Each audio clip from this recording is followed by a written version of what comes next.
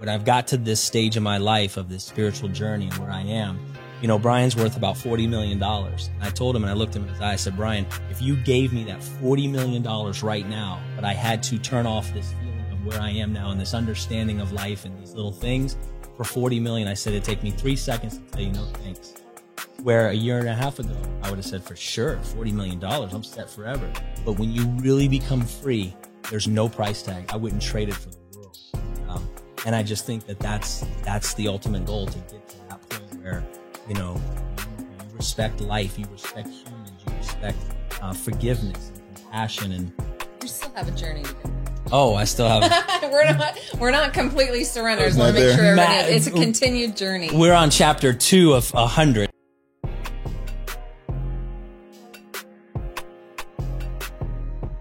All right, family, welcome to another episode of the We Won't Quit podcast. I am your host, Mike Humes.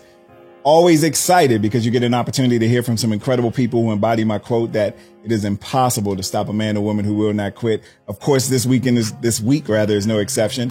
I have two of my all-time greats. You know, these are friends first and foremost, but I've watched this amazing couple over the years just create an incredible lifestyle by embodying that quote.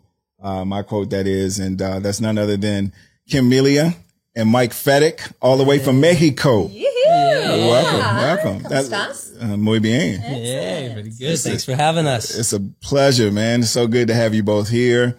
Honored to have you on the podcast. I know we get a chance to talk often, not as often, typically as you guys sending me videos like Humes in your pool overlooking amazing landscape. When you coming, right? I can't say all the things that you say with tequila in hand as you guys are living your best life. Definitely. But it's a pleasure having you on. I know how crazy busy your schedules are.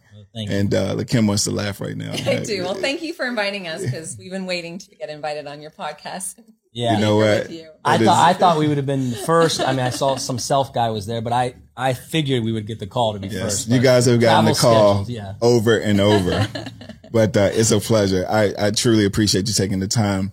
So tell the folks a little bit about yourself, what you do, how you started, and how you ended up in Mexico, living your best life on a daily basis. Like, there is no day that goes by that I don't see you guys living an amazing life. But what I know is that it takes work to be able to retire as young as you are. Kim is a week younger than me, so she reminds me every single day. So I do. Well, you know, first of all, you know, we've been involved in business together now for over 20 years. Right. And I am younger than Humes. We'll get that up front. We're turning 50 this year. I don't know if I should say this on the podcast. Put my business out the street. We've been friends for a long time, and we've traveled the world together and all these things. But the truth is it didn't start like that for us. You know, for myself, I'll speak for myself. But for myself, really, like, the biggest thing, I'm going to say my obstacle, because I think you have to know where we came from to have this great lifestyle. And I dreamed of it. I mean, I wrote it down. I mean, these are things that, you know, I wanted to maybe not necessarily live in Mexico, but one of the best places in the world that had the best weather and had a great community. And that just happened to be Mexico. Right. But you started in Canada, right? Yes, You're from Canada. Am Canadian. Yeah. I'm actually North American, because I have a Canadian passport, American passport, and I live in Mexico, which means I'm a true North American. Oh, wow. Okay. I don't know if this podcast, is that legal to live with all three? I'm totally legal. Okay. Good stuff. So I did it the right way. But I started working in corporate Canada for just a few short years, and I realized how much I hated it. I hated my life. I hated my lifestyle. I hated my boss. I hated the customers. I know that's pretty negative, but that's the truth. But the one thing that made me realize that I needed to change it to become an entrepreneur, right? To be my own boss and dictate my own life was, I worked for the Bank of Montreal, and unfortunately my mother's boyfriend at the time passed away. He actually committed suicide. Really? And it was horrible. And I was the one that went home and found him. Wow. And so it was very profound in my life.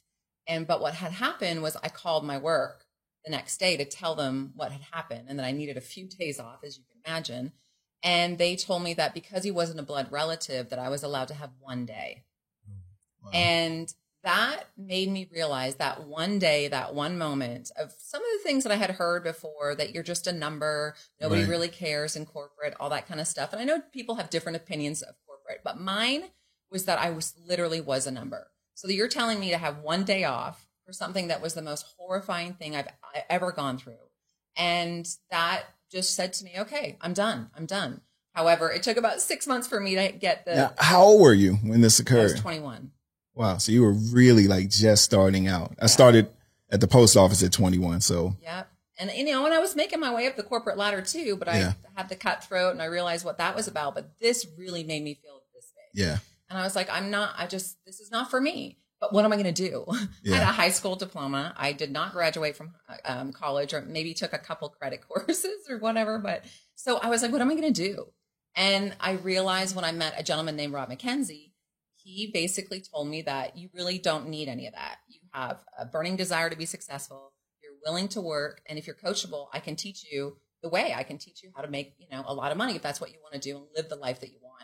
And that's really the day that changed for me, because somebody believed in me. Did you already know Rob before? I didn't. I just happened to meet him. I was actually dating his nephew at the time. Wow. And so they asked me to go to a meeting and introduce me to this interesting relationship marketing business. So you were just hanging out like, okay, I'll go. Right, exactly. They told her she could travel, so she got excited. That was it, right? The travel that was really part. it. So I got excited about traveling. I wanted to travel the world. I want to be my own boss. And so fast forward, you know, obviously many years later, but that still resonates with me, because if that didn't happen, I wouldn't have made a lot of tough decisions and gone through those no's and people that made fun of me, family members that made fun of me, and years of me not being successful, but me knowing that it was a path that I needed to follow because it was a slight edge, right? The slight edge says doing the little things day in and day out that seem to make no difference, but the compounded effect over time leads to your success or your failure. We know that with eating and drinking and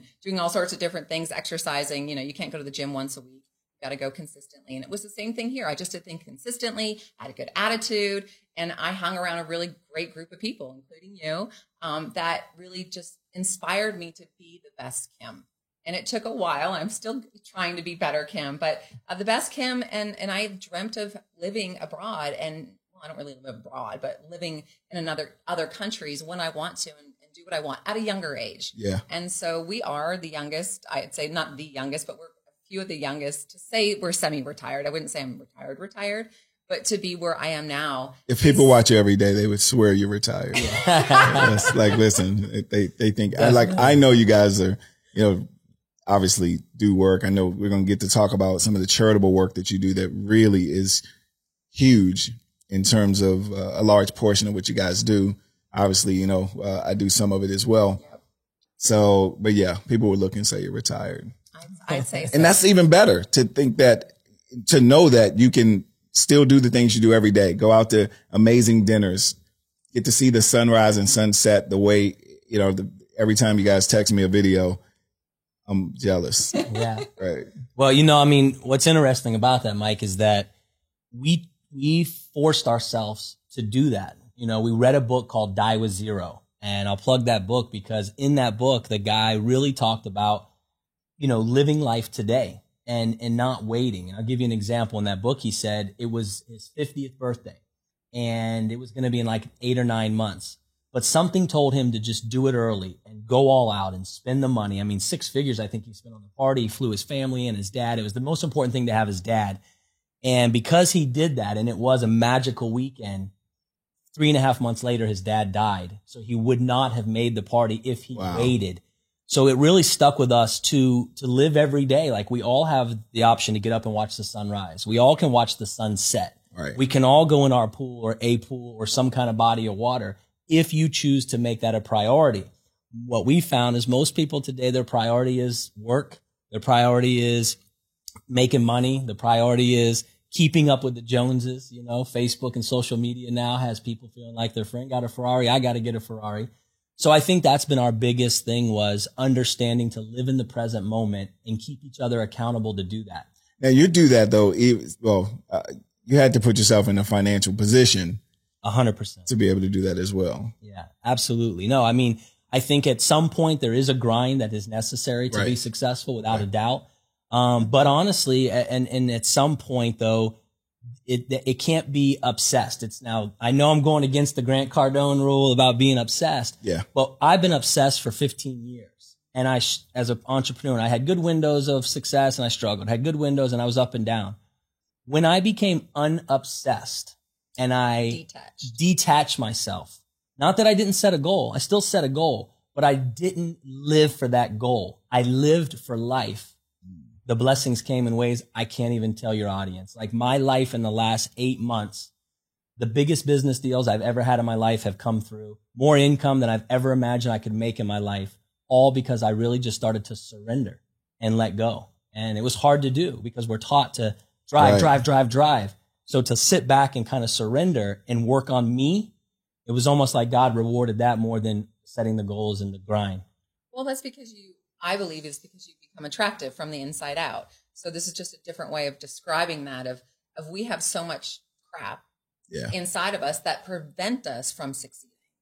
And that's why we weren't succeeding in the first place, because we weren't letting go of grudges and past experiences and what people tell us, what people didn't tell us, what we should look like, and the voice inside of our head, right? Yeah. I know we might be all crazy because we do have a voice. And if you don't think you have a voice, it's talking to you right now. Everybody has a voice, right? We have that voice that keeps us, I think, blocked. And if we just realize that there's things that we can let go inside of us that will release us to be free, like to really be free. So it's hard when you try to explain it to somebody, because it's more spiritual development than personal development. I think personal development is more about, the goals and getting there through those things. But there's a deeper layer. Yeah, there's a deeper layer that you have. And how'd you tap into that deeper layer? Well, for me, I tapped into it through spirituality, through yoga, through different things, through talking to people. The untethered soul would be your big eye opener, right? But was it a situation or something that made you say, okay, I got to tap into something different? Like there's something I got to do differently. Well, I think it's because once I was making enough money, whatever that is to everybody, enough money to live or enough money to do all the things you want to do, there's always more to make. But I wasn't really happy 100%. There was still something that I was like, what am I missing? If I have this and this and that, then what am I missing? I was missing living in the present moment because I was always chasing something else I didn't have. Right. And it was like, well, look at what you have already. Be blessed. So once I started to really, truly understand that I need to be blessed from what I have, or to want more is to release more. I have issues and stuff in my past that I needed to release, to have better relationships with my partner, have better relationships with my mother, to understand that there is stuff that happened to you that you need to let go of. Yeah. And I think that that's the biggest thing people miss is they just shove it back down. And they realize, oh, well, how come I can't make that extra phone call? Or how come I can't make that extra dollar or that rank or that position? And it's nothing to do with them. It's all to do with you. Well, because most people are looking to try to fix the outside world to make themselves happy, right? And I lived this. I thought if I had the nicer car, if I had the house, if I had this, then I would be happy. And yes, it is a temporary happiness. You can move into a nice house and be excited and have big barbecues. But whatever it is that made you think you needed that to be happy is going to come back and haunt you. And so when you start to truly work from the inside and get rid of, in yoga, they call them a samskara. And the best way for the audience to think of it, it's like a thorn inside of you. Could have been when, something happened to you in high school. You got bullied, right? And so you got bullied by a kid named Chris, Big Chris. So now when you see sometimes another guy that's a big guy and his name is Chris, you instantly think of 15, 18, 30 years ago when you got bullied by a guy, rather than releasing that because it's like a thorn inside of you. Think about all the thorns. Like, just think of if you have like a bunch of thorns, whatever your issues are right now that you're listening to. Yeah, right? No, I got jumped as a kid. So I'm thinking of all the Chris's and the little Ray Rays. And no, I'm just kidding. I ain't get jumped, but I did the jumping. But saying all that is really what gave us this freedom feel of life. Right. How do you get rid of, my memory, I kind of can bring everything back, right? All the many times the vacations we've taken, the places we've gone, the experiences, good and bad. Yeah. So how do you release that to be able to move forward? How did you? The best illustration is if you think of like when you're watching a TV show, right? Let's say you're watching a episode of Seinfeld, and all of a sudden you're done watching that episode and you want to go to the next show. And then a little box on the TV still keeps the Seinfeld episode up there. And you go to the next channel and the next channel and the next channel. Before you know it, you're trying to watch 14 shows on one screen Rather than what really happens is when you change the channel, the Seinfeld episode goes away and the new show comes in.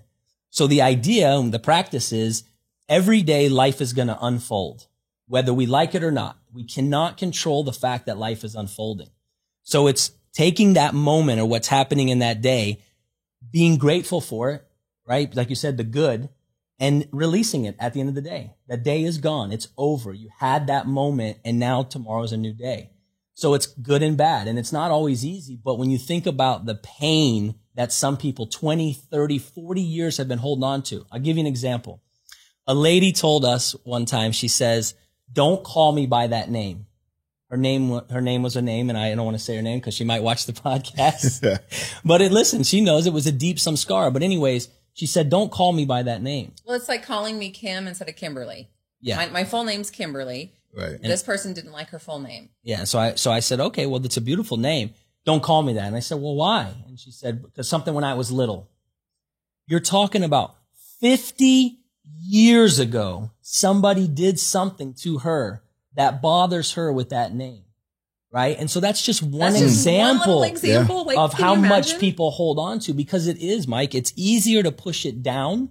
Right. We think it is to suppress it and keep moving on with life. And so a lot of people, even successful people that you have millions of dollars, they keep striving and working. They don't need any more money. But a lot of times the work is their issue. That's their covering it up. If they go work, they feel like, hey, I'm just suppressing this. So let me give an example too of that, because it's a big thing to let it go, right? So letting go is also being the observer. So we'll get a little bit into spirituality here. So you're observing, right? There's the voice in your head. Which you're not the voice in your head. So everyone just stop for a second. That's key. You are not the voice in your head.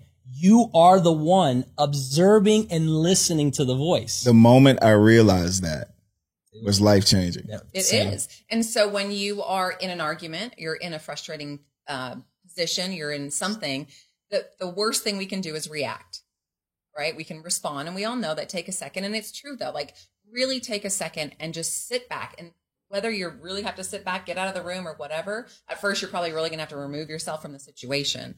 But the main thing is for you to sit back and observe what's going on, because your voice is still going to go. You can't stop your voice in your head. Right. But what you can do is be the observer of that voice and like, wow, this is really interesting how I'm handling this right now, or I could handle this a little better. So you may not be able to do that right at first. So I would, if I were you, sit back and maybe go into a little meditation, quiet time. Deep breath. That's all that means. Meditation, literally, because people get confused. I think it's a weird thing sometimes, but no, it's literally just taking a moment to observe and to let go.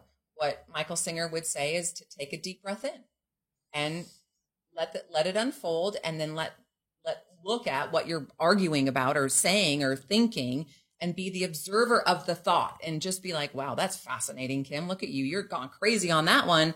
Okay, let's take a moment to that's not you.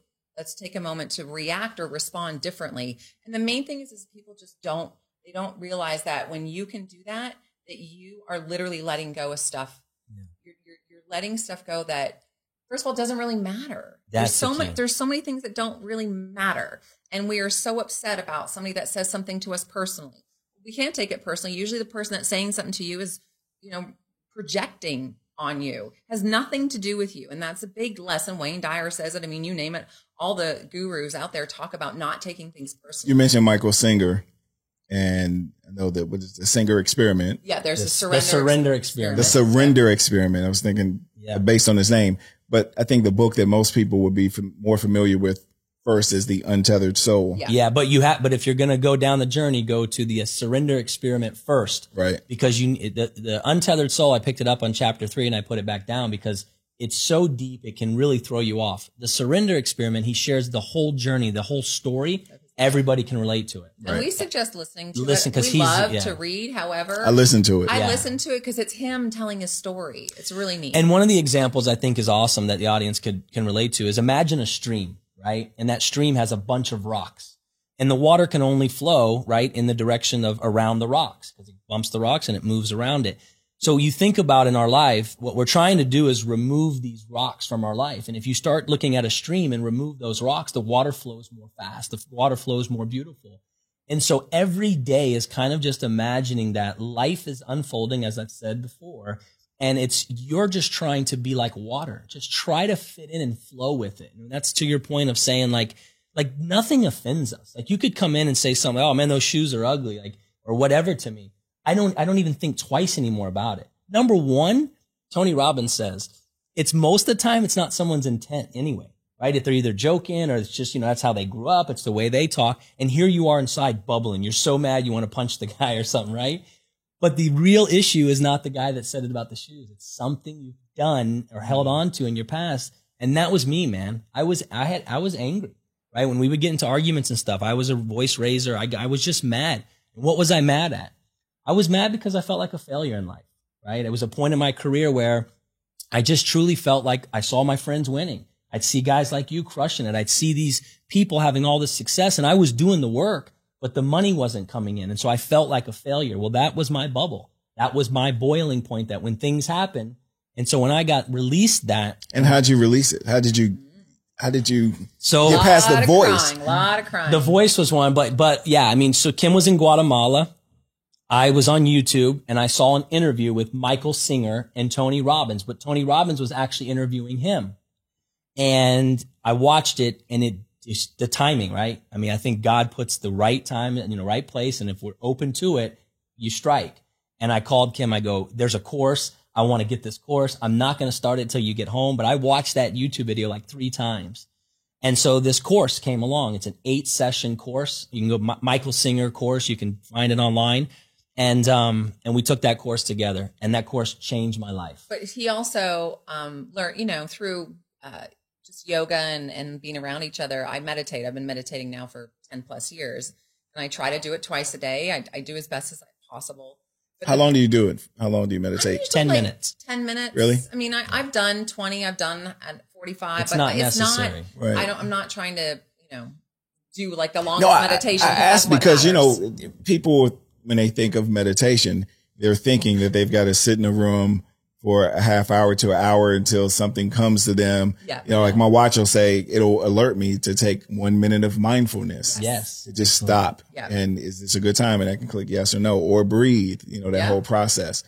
So it's good to know that you can have breakthroughs doing that in just 100%. Oh, I would cry like a baby. Yeah. I mean, through the meditation. Still to this day, Because she'll he walk would in the think- room sometimes. She'll walk in and I'll just be finishing and I'm bawling. And she's like, what are you doing? And I'm like, oh, it was such a deep meditation.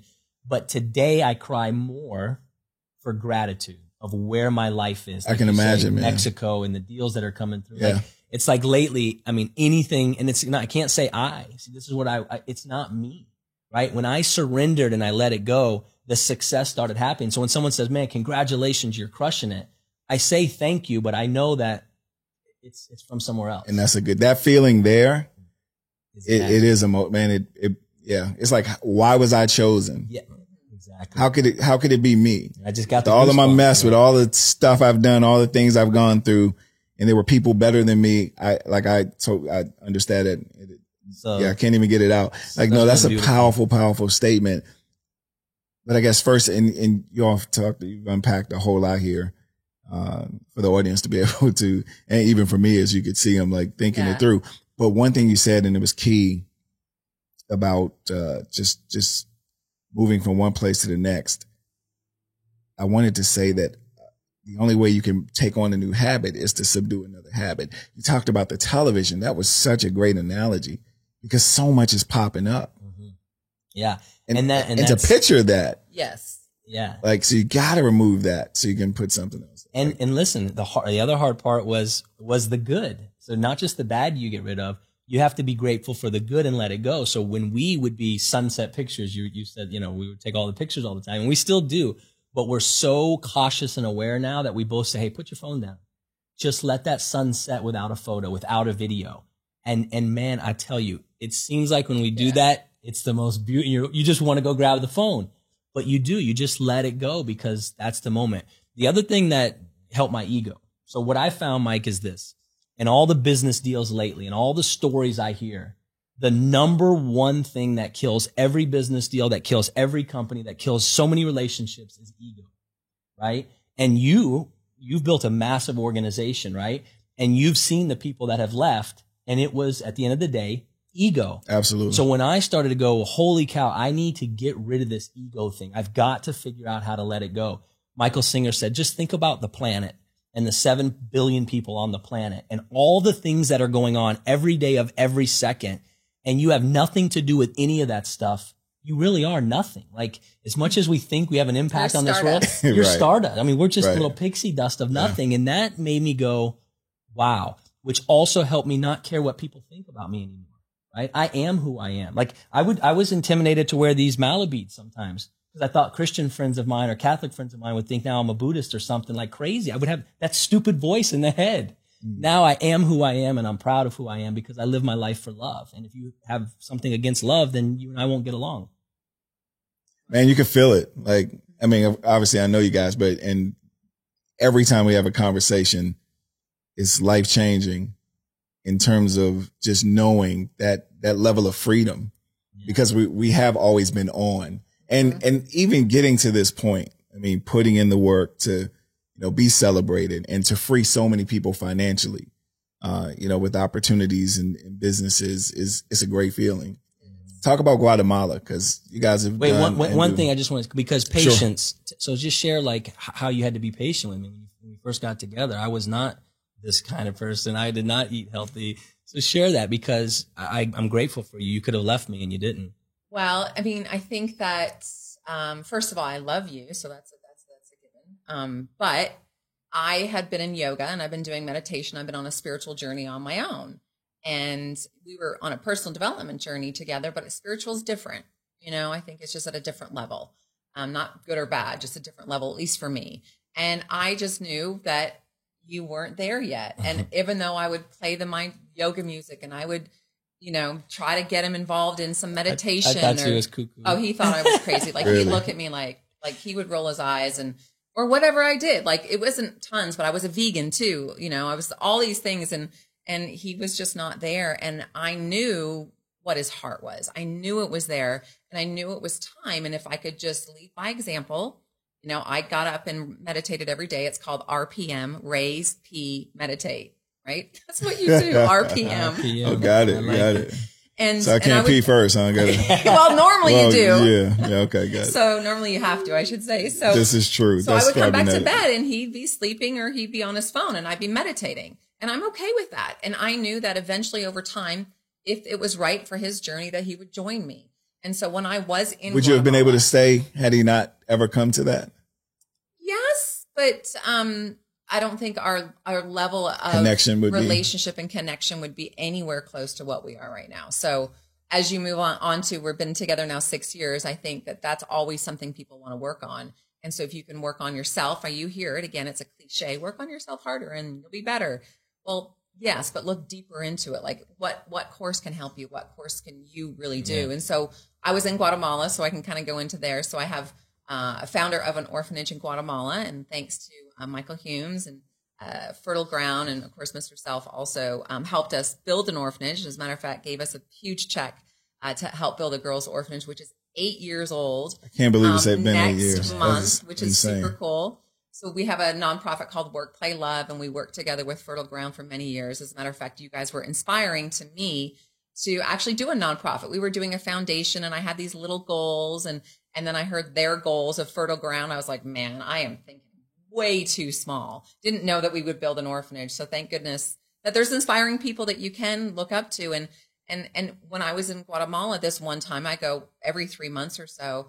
I came back and he was a different person. I was like, what the heck happened? Now I knew something had happened because he was writing me text messages and I could tell that he was heartfelt. He was crying. He was going through this like spiritual, I don't know, enlightenment. Right. And he did, he wanted to get there and he did it on his own. Like he took the time and he was like, I've been meditating and I want to say sorry for this. And I haven't done this and I should be like this. And, oh, trust me. And thank you for this. And when we came back, that's when we started the Michael Singer course.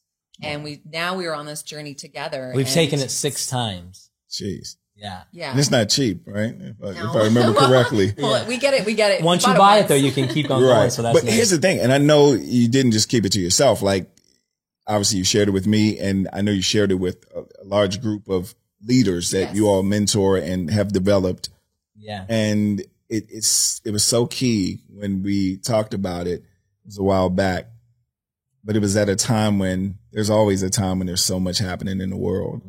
And when everyone's clashing and you're a leader and you lead other people, I like to say, what a parent does in moderation, our kids will do in excess, right? If I do something, Mario is going to take it a step further. And we almost look at our teams that way because we become parents to them, and watching them bicker and go back and forth because of, one thing or the next, whether it's religion, whether it's color, whether it's race, whether it's blue or red, or right, which is number one, right? Yeah. But you took it to your team. Yeah. Well, and because it had done so much for myself, and I could see the conflict inside of people, why they weren't succeeding, why they were judging themselves on other people, why they cared only like how many posts do you can just tell, or just things. And I'm like, okay, here's what we're going to do as a team of leaders. We're going to do this 8-week course together. And our job is to listen to it, come on a call every week and talk. And we've been together over 20 years as a family, right? Our leaders mainly. Hey, family, when was the last time you got a chance to wear something meaningful? Whether it was today, last month, or never. I want you to understand that Ject Design has a message that will resonate with each of you. Each and every design is intended to inspire action while reminding us to wear art. You can mix metal with a flower and wear the Steel Rose collection. You can unleash your creative genius, or you can participate in our legacy with the Signature collection. Here's what I need you to do. Go visit their website and peruse the gallery. Make sure you put in Don't Quit 22 in the promo code so you can receive that 10% discount just for being a part of the We Won't Quit podcast family. Go out and check out Ject Design. You will not be disappointed. And so we know each other very well, and we've been in our arguments. We're a family. Right. However, I felt like it was the right time for them. Now they have to decide that. And I would say half of them took it to heart and half of them are still struggling. And they're struggling because they're not surrendering. It's like, I talk to them, I'm like, just go back to the book, just listen to it, because again, it will appear different when you look at things different. And until you realize that you're not looking at things different, you're not trying to, well, I shouldn't say you're not trying, but you're just going around in a circle about the same thing over and over again, whether you've been abused, abandoned, or you have a conflict with somebody. Like that to me is, I hear of people that have conflicts, and I get a little bit of each side of the story. And even though their side's a little different than that side, at the end of the day, you take it all and it goes, this is what you're not communicating now for 5 years because of this? Are you kidding me?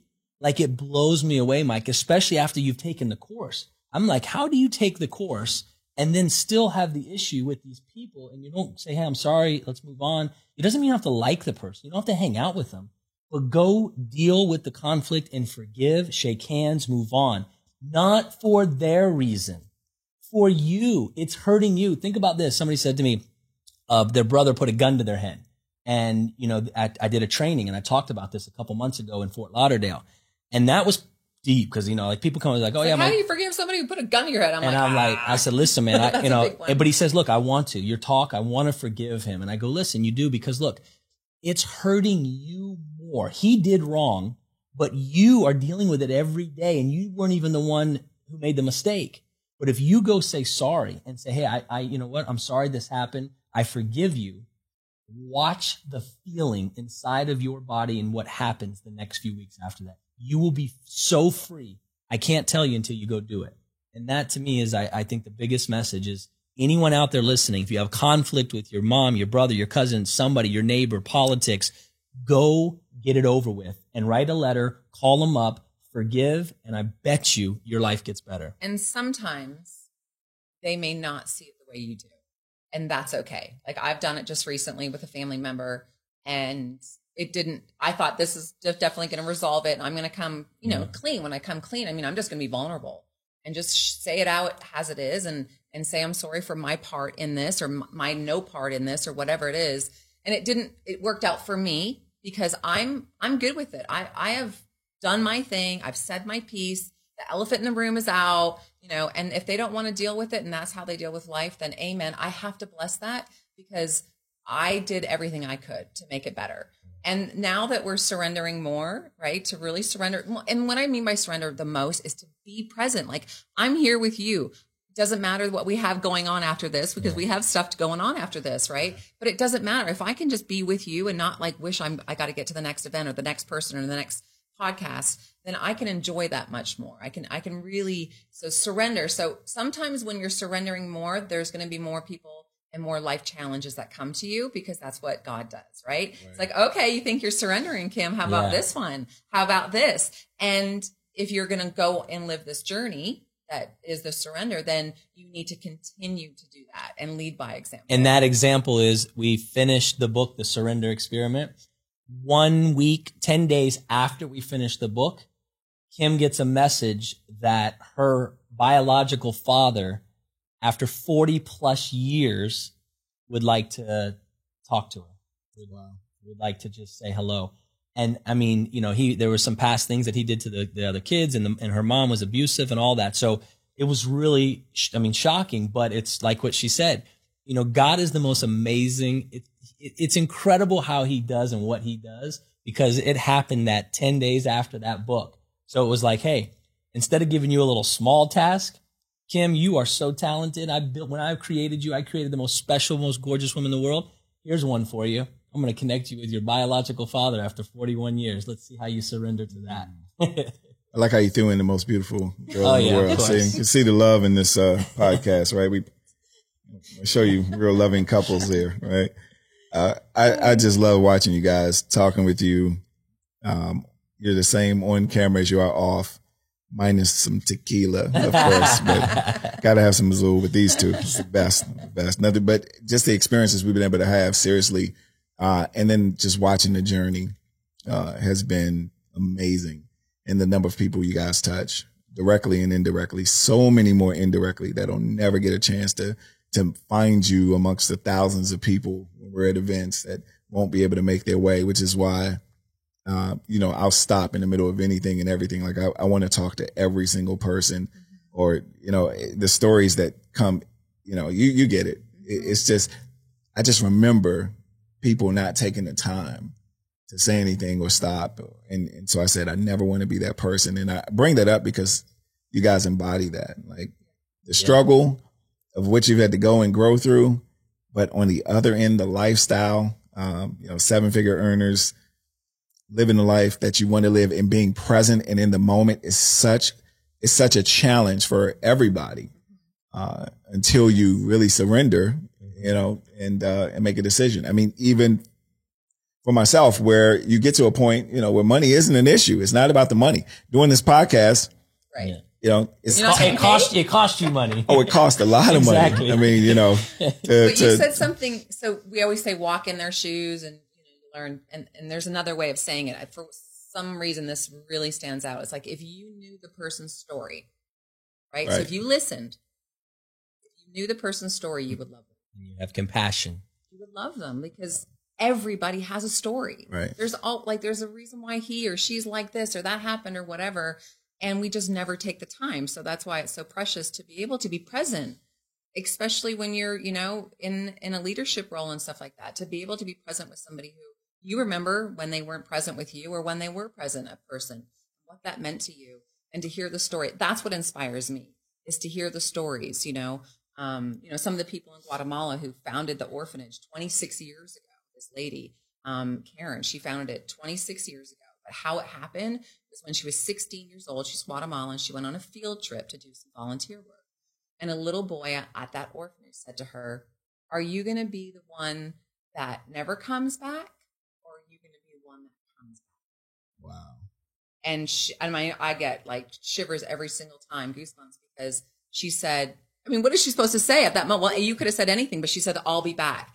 That from that day forward, so for 46 years, she has been now helping orphans in Guatemala.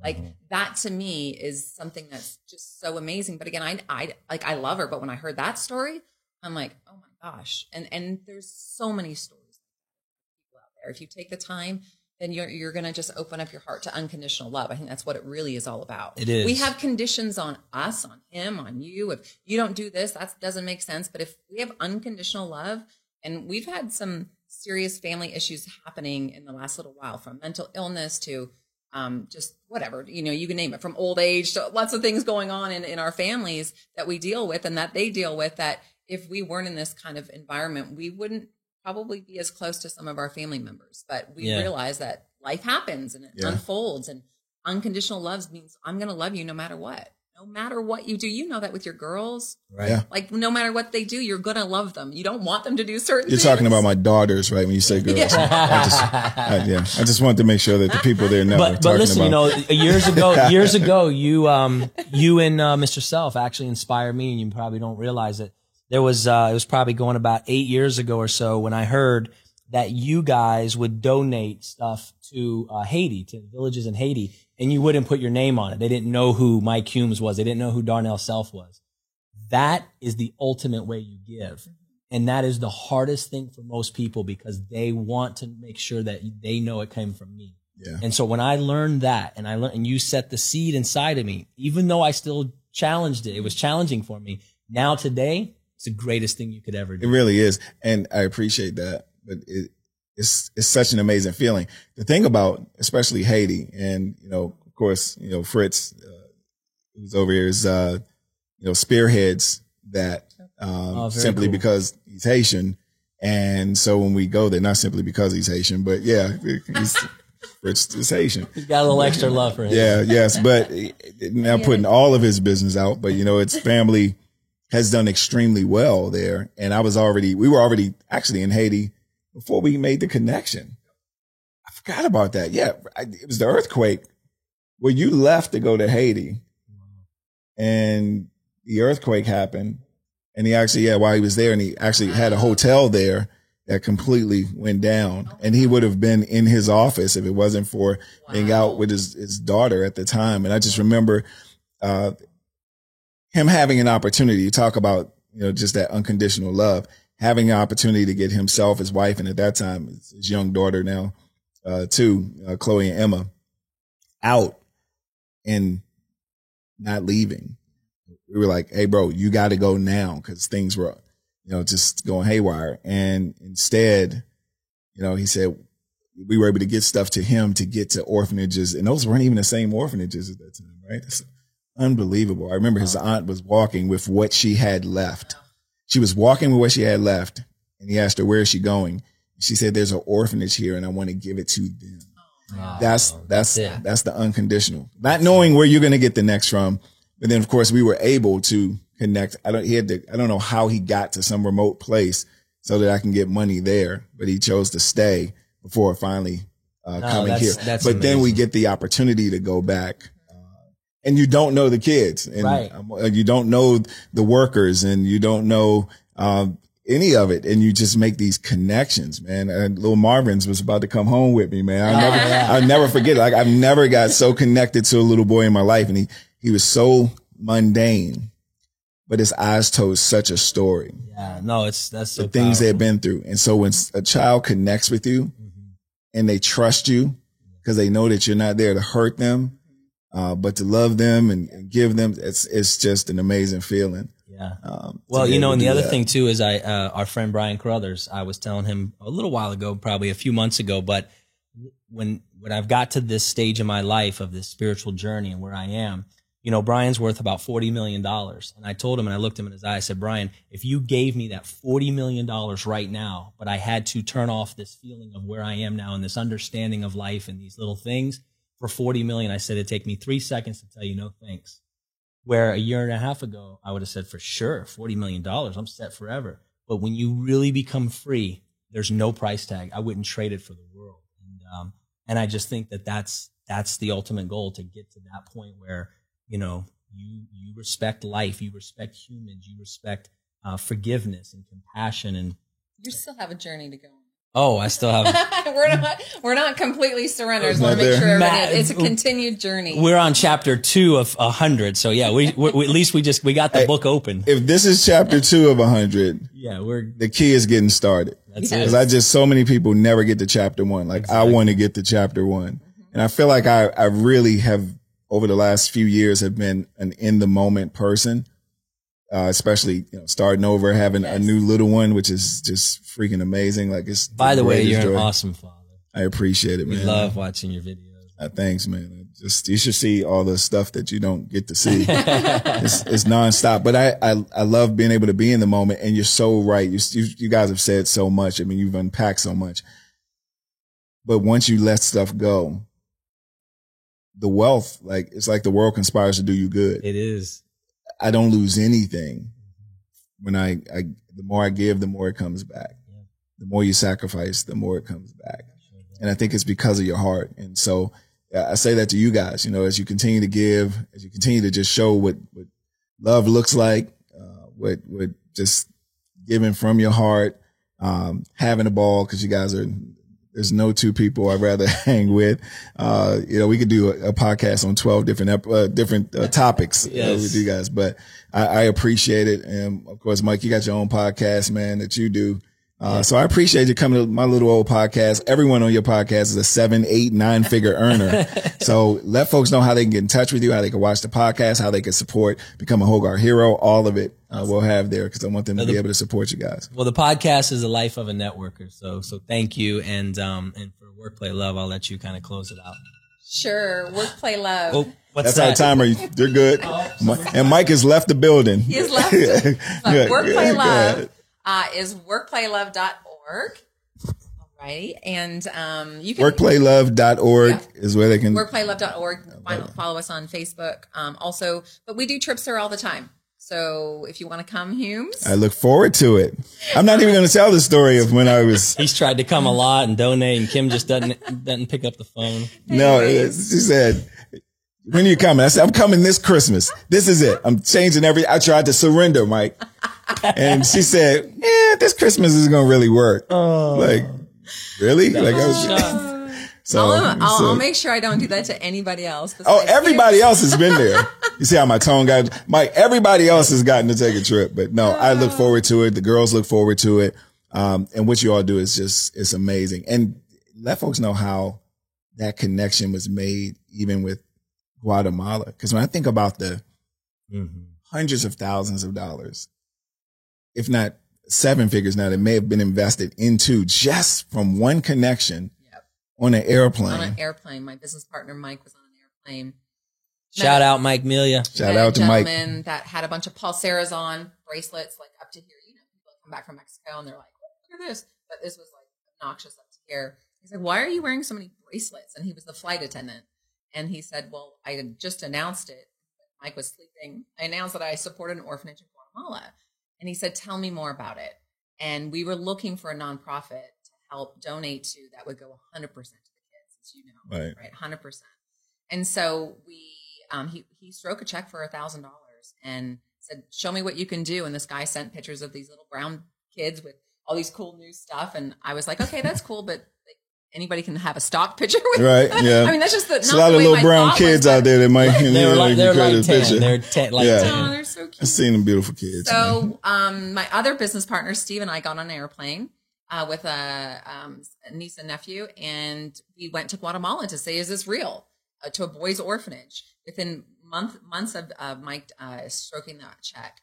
And soon as the plane landed and those wheels touched the ground, I knew it was the craziest calling. I've never even felt this before. I knew that this was the purpose of my life. I knew I was at the right place at the right time, even though, it's dangerous there. It's a third world country, blah, blah, blah, blah, blah. What do I have in common with boys? I don't have any kids. I mean, you name it. The voice in my head was going blah, blah. And now here we are 10 years later celebrating our 8th anniversary, 10 years of being involved. And I can only tell you that if you can just follow your calling, follow life, the flow of life. And it's just continued to do that. But it really, truly is a blessing. And now I've known boys that were 4 that are 14. 8 Wow. now, they're 18 and they're transitioning out. So the whole experience is just beautiful. And there was just a couple months ago after we finished the book. Here we go again. The book is she got invited to go into Mexico about an hour from our house to go look at a village there that was needing some help. And she's like, I don't want to go. I'm tired. I got too much going on. And I think, we both kind of looked at each other. I said, just surrender. Just go. And she's like, you know what? I'm going to do it. Fast forward now, that led to our next probably big move is we're now going to build an orphanage in Mexico. Wow. All because of that afternoon. The mayor was there. Some people were there. And they said, look, we're going to find the land. We'll give it to you for free. You just help us build it. And it was all because that moment we looked at each other and said, surrender. As soon as something comes up and you don't want to do it, go do it. Wow. There's nothing else I can say. Like, that's it. We won't quit. That's right. We definitely won't quit. And we're going to make sure that we help as many other people to find their calling. Yes. To understand that voice in their head is not them. That's right. And that they can control it. They can live their best lives and just become great. And you too can take pictures in Mexico all day, every day. But no, I appreciate you guys, the sacrifice. Love you guys. Love you, and, brother. Come to Mexico. I'm coming. Okay. I promise. This year? We're doing this year? We'll do another podcast from Mexico. Let's do it. And we're in Lake Chapala, Ajijic, by the way, because people think, they're at the beach. No, we're at a freshwater lake surrounded by mountains. It's just outside of Guadalajara. So come visit. I know. Look, I looked it up. Remember, I was thinking of buying a place some years ago. I was like, Tequila's you know what? 30 minutes from our house. I was like, I'm going to do it. Well, every day when I see you guys, I'm like, okay, Mike, but it's slowing down. It's the balance and it's being in the moment. But that's amazing. So I definitely look forward to supporting the new orphanage that's going to be built. And you guys thought of a name, or it's going to be a combination of work, play, love, or very primary of it. But I think maybe something like more, which is love and. I like that. I'm more. Well. Thank you, brother. Thank you, man. I appreciate you guys so much. And definitely, this has been another episode of the We Won't Quit podcast. Very powerful episode with two of my great friends here. Just remember to like, subscribe, and share. Look, my mind, that voice is talking to me right now. Like, man, this was good. That voice is like, don't listen to them. Do not do it. But you can't watch this episode and not be changed. So definitely like, subscribe, share this with everyone you care about. And if that voice in your head is telling you not to do it, you already heard. Do it. Go do it. Right? So again, the only way you can fail is to quit, but you already know it's impossible to stop a man or woman who will not quit. God bless you guys. We'll see you next week. Peace. Peace. Thank you.